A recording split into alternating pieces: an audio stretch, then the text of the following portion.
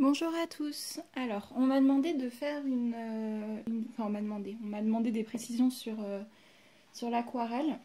Donc, comme c'est difficile à expliquer comme ça par écrit, j'ai décidé de vous faire une petite vidéo.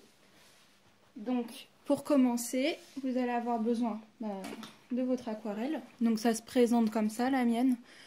Voilà, comme vous voyez, j'ai pas beaucoup de couleurs, mais ça me suffit. Ça fait un bail que je les ai. Et, et ça me suffit parce qu'en fait, les couleurs, elles se mélangent vraiment très bien. Voilà, hop, ça se referme. En plus, c'est pratique. Et vous avez les bords comme ça qui sont... ça fait des petits creux. Donc, c'est hyper pratique. Voilà, et d'un pinceau aquarelle. Alors, c'est hyper important d'utiliser un pinceau spécial aquarelle. Je vais vous montrer à quoi ressemblent les bons pinceaux. Alors, en fait, ils sont comme ça. Voilà, donc vous voyez que là, c'est beaucoup plus bombé à ce niveau-là. Et ça se termine en pointe pour pouvoir quand même faire des petits détails. Donc, l'important, pourquoi c'est important que ce soit comme ça, c'est parce qu'en fait, au niveau du bombé, il va y avoir votre eau colorée qui va se mettre ici en réserve. Et ça permet de faire une surface assez importante. Après, j'en ai un autre qui n'est pas comme ça. Et franchement, j'ai vraiment du mal à travailler avec, ou c'est vraiment pour travailler quasiment à sec pour des petits détails à la fin de la création. Voilà, donc le matériel de base, un pot d'eau, de l'eau propre, c'est toujours mieux. Du sopalin, et puis une feuille à côté de votre colo pour faire vos tests de couleurs. C'est hyper important parce que c'est difficile de savoir où on en est au niveau des couleurs. Parce que c'est pas du tout la même couleur sur la palette que ce que ça rend sur la feuille. Donc, je prépare ma feuille. Voilà. Aujourd'hui, je voulais vous faire sur ce coloriage-là, donc encore un livre de sirène, celui de Célina Fenech. Donc, je vais faire les nuages. Donc, je vais les faire en gris traditionnel. Donc, je mets ça là pour vous montrer comment je procède. Donc, je trempe mon pinceau. Voilà, je mets de l'eau dans des petits bacs et ensuite je prends mon pigment directement là et je viens faire ma flaque. Donc là, elle est déjà très noire, mais en fait, si je fais un test, j'ai pas mis quand même beaucoup de pigment, donc ça va faire un gris assez clair finalement. Voilà, alors j'évite de partir avec plein d'eau quand même dans mon pinceau au début, surtout pour mon test, ça sert à rien. Donc je les sors légèrement. Je fais mon test et vous voyez que c'est quand même assez clair. Donc là, pour commencer, c'est pas mal. Avec l'aquarelle, on commence toujours avec une couleur claire. Hop, c'est même un peu foncé. Je vais remettre un peu d'eau quand même. Hop, donc je prends mon eau comme si c'était une cuillère et je viens essorer en le tournant comme ça. Voilà, puis je mélange. Hop, bon, je vais mettre ça de côté. Voilà, et je vais partir sur mes nuages. Donc toujours commencer vraiment par la couleur la plus claire. L'aquarelle se travaille en couches. Donc si vous commencez direct par du foncé et que vous vous trompez, vous serez mal. Voilà, donc je vais commencer par faire... Hop, donc c'est assez... l'aquarelle, ça fait des... Comment dire? Des couleurs assez naturelles en fait. Pour les paysages, c'est bien. Moi j'aime bien parce que comme c'est pas uniforme, c'est comme dans la nature quoi. Dans la nature rien n'est parfait. Hop. Voilà, donc quand c'est des petits détails, hop, je remonte la pointe de mon pinceau. Alors à la fin vous avez toujours une goutte comme ça que vous voyez là. Essayez de l'emmener vers un coin qui sera assez foncé. Voilà ici, parce que je sais qu'ici il y aura du foncé. Hop. Donc je vais faire mes nuages comme ça. Vous repiochez un petit peu, vous retrempez votre pinceau quand vous voyez qu'il est plus du tout, qu'il n'est pas imbibé, voilà. Et le sopalin, ça sert si vous avez mis trop de couleur sur votre pinceau. Vous l'essuyez sur un petit sopalin légèrement, vous le tamponnez. Par exemple, là c'est ce que je vais faire parce que j'ai une trop grosse goutte qui me gêne et qui rentre dans la reliure du livre. Donc hop, vous tamponnez comme ça et vous pouvez récupérer votre goutte en tournant le pinceau en fait. Voilà. Hop. Voilà, et comme il y a moins de couleurs, forcément c'est plus clair. Donc vous continuez comme ça. Là je continue parce qu'en fait pour vous montrer après les couches successives, il faut que j'attende que ça sèche un petit peu. Donc je fais exprès, je laisse les contours des nuages assez clairs pour vraiment ombrer là où le nuage est derrière en fait. Hop. Voilà, là je vais repasser sur les petites gouttelettes, hein, ça me dérange pas, je repasserai du Posca blanc par-dessus. Parce que si je dois m'attarder à faire tout le contour, j'ai pas fini. Voilà, vous pouvez tourner pour faire des petits effets. Le tapoter, là comme c'est des nuages, ça peut donner des effets sympas. Pour faire un petit peu de relief.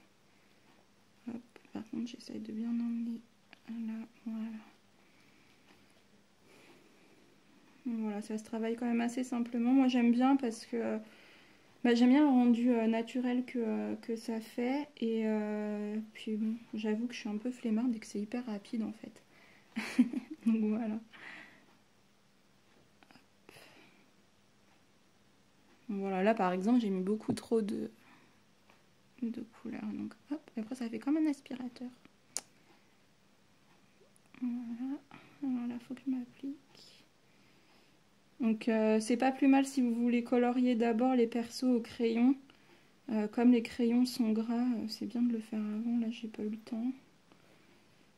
Donc je le fais là, mais en vrai, c'est mieux.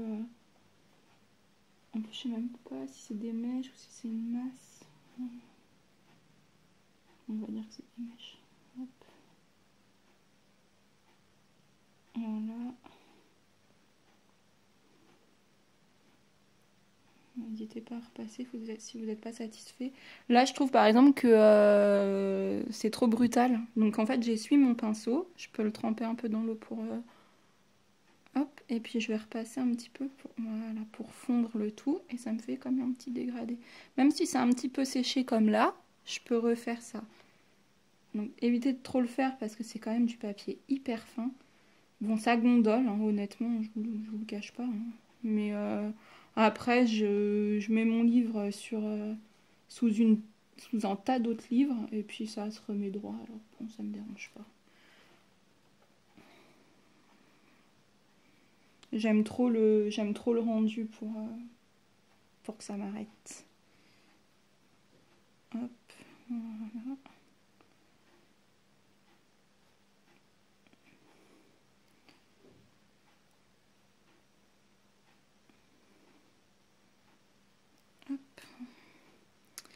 Voilà, donc bon, je vais pas tous les faire parce que vous n'auriez pas fini.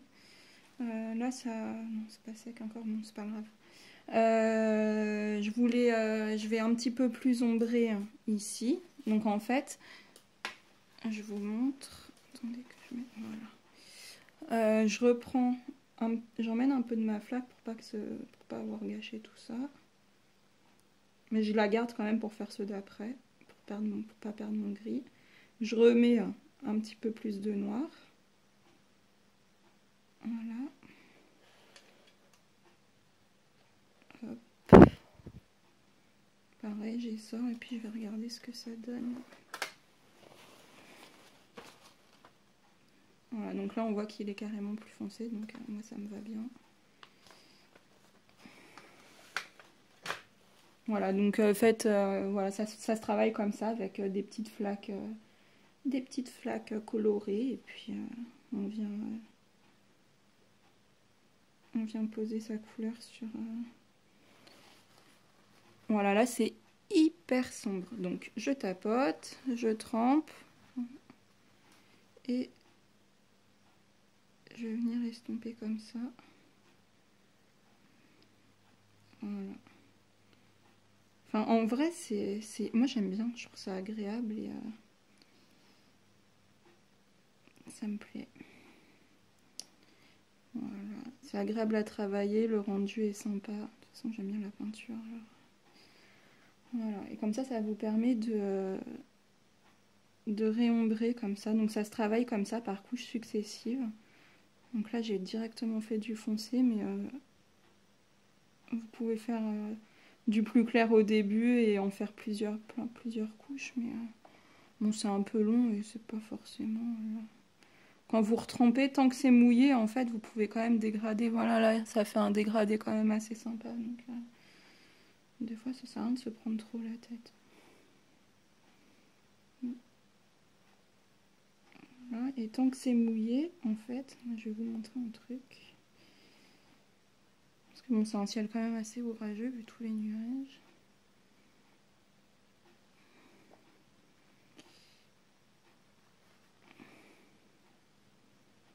Voilà.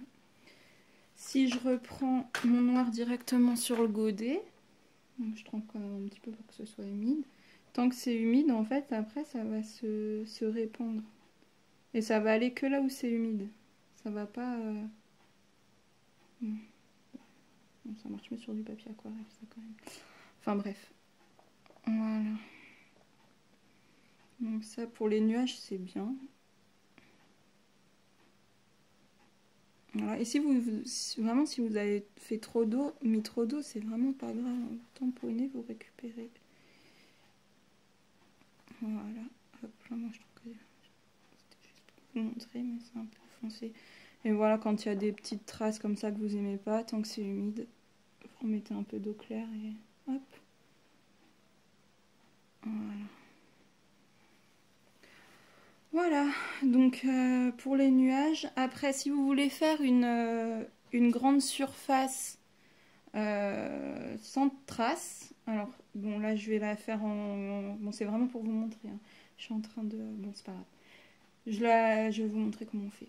Pour faire une grande surface unie, je vais prendre mon gris clair. Donc je trempe bien mon pinceau, parce qu'il faut qu'il y ait quand même beaucoup d'eau.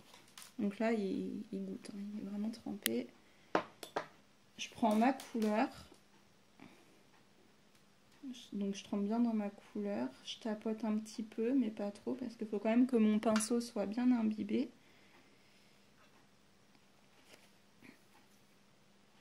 Voilà, alors vous passez partout et ça va vous faire une couleur unie. J'espère qu'on voit bien parce que c'est la nuit, il fait nuit dehors. Alors...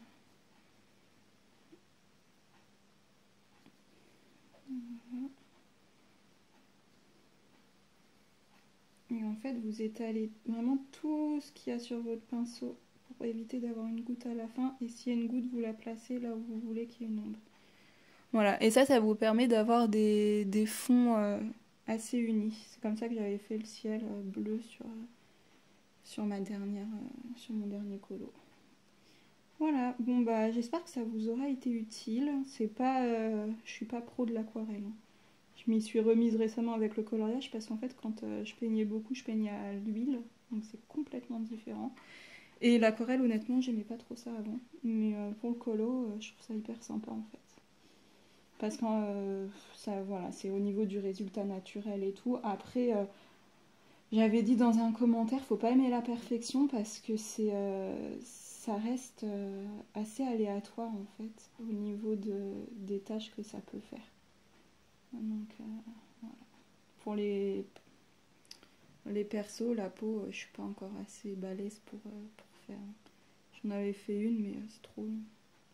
Et j'aime bien sur les peaux vraiment bien travailler les détails et les ombres. Donc je le fais pas.